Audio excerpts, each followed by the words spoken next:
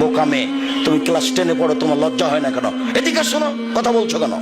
এদিকে শোনো, তুমি ক্লাস 10-এ পড়ো, যেদিন ক্লাস 8-এ উঠেছিলে সেদিন তোমার হাইজ হয়েছিল, তোমার বিবাহে 2টা বাচ্চা হতো, তুমি 2 ছেলের মা, তোমার মাথায় কাপড় নেই মানে? বাপ বেটিকে লজ্জা বেঁচে খেয়েছ? জাতির ক্ষতি করে জান্নাত কেনার চেষ্টা করো না বাপ বেটি। শোনো, তোমাকে বলছি, তোমার বাপকে বলছি, আমার উপরে রাগ করলে কিছু আসে যায় না। আমি এই কথা বলিনি, আমি অনুবাদক মাত্র। মুহাম্মদ সাল্লাল্লাহু আলাইহি সাল্লাম আজ থেকে 1450 বছর পূর্বে তোমার বাপের কথা বলে গেছে। আমার বলার কি আছে এখানে? আমার রাগ করার কি আছে তোমার উপরে? মুহাম্মদ সাল্লাল্লাহু আলাইহি সাল্লাম যখন কথা বলতেন, খাতাবা যখন তিনি বক্তব্য দিতেন, আমরা তাইনাহু, তার 2 চোখ লাল হয়ে যেত, অস্তাদা গালাহু, তার রাগ বেশি হয়ে যেত, ওয়ালা সাউতুহু, তার কণ্ঠ উঁচু হয়ে যেত, কান মন জোরে যায়, যেন তিনি সৈন্যদলকে ধমক দেখাচ্ছেন। কণ্ঠস্বরে তিনি বক্তব্য করেননি। আমি আব্দুর রাজ্জাক বিন ইউসুফ 20 বছর থেকে বলে আসছে, কণ্ঠস্বরে বক্তব্য জায়েজ নাই।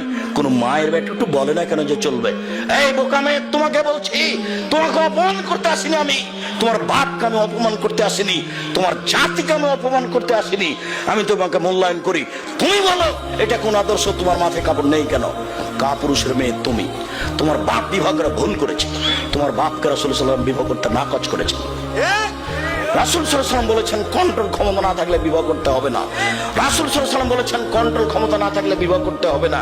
তিনি বলছেন ইয়া মাশারা শাবাব, হে যুবকদল, মান ইসতাতা মিনকুম বাত ফালিয়াতাজাওয়াজ, যাদের কন্ট্রোল ক্ষমতা আছে, যাদের মোহর ক্ষমতা আছে, যাদের বাড়ি তৈরি করার ক্ষমতা আছে, যাদের মেহমানের বসার জায়গার ক্ষমতা আছে, যারা পুরুষত্ব রাখে, চোখ যেভাবে ঘুরে বউ সেভাবে চলে, চোখ যেভাবে ঘুরে বউ সেভাবে চলে, এরকম পুরুষত্বের যার ক্ষমতা আছে, কন্ট্রোল ক্ষমতা আছে, সেজন্য বিবাহ করে। ও যদি না পারে ফালে বিশ্রাম, তাকে রোজা রাখতে হবে।